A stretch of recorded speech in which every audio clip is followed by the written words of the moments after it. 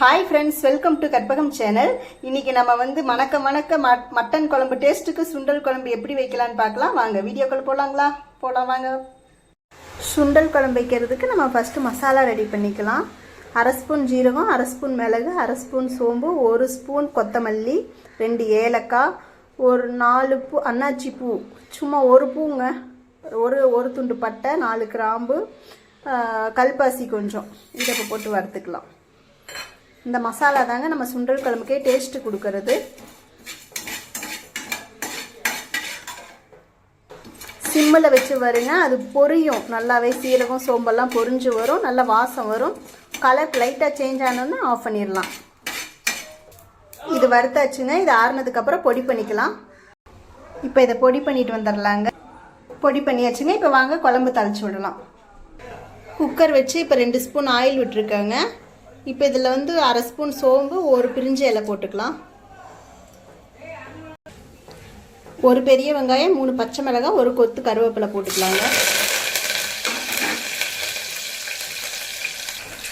இதில் 1/2 ஸ்பூன் இஞ்சி பூண்டு பேஸ்ட்டு.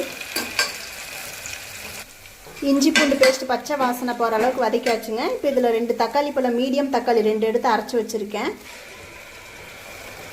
அதையும் போட்டுக்கலாங்க. இப்போ இதில் மிளகாத்தூள் எல்லாம் சேர்த்திக்கலாங்க. மிளகாத்தூள் 1/2 ஸ்பூன், மஞ்சத்தூள் 1/4 ஸ்பூன், ஒரு ஸ்பூன் உப்பு, நம்ம அரைச்சி வச்சோம்ல மசாலா, ஹோல் மசாலா, இப்போ இதை போட்டுக்கலாம்.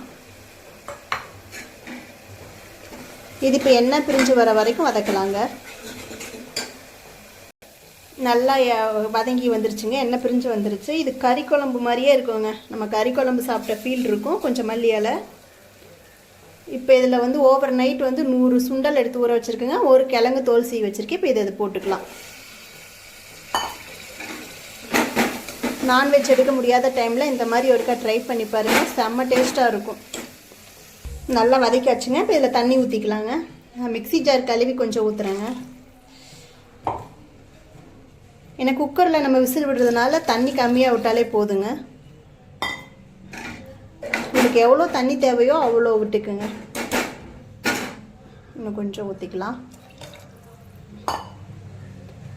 இந்த டைமில் உப்பு காரம்லாம் பார்த்துக்குங்க, பத்தலைன்னா போட்டுக்குங்க. இப்போ நம்ம கொஞ்சம் தேங்காய் அரைச்சிட்டு வந்துடலாங்க. இந்த குழம்பு கொதிக்கிறதுக்குள்ளே ஒரு 4-5 பல் தேங்காய்ங்க. இதில் ஒரு 4 முந்திரி போட்டுக்கலாங்க.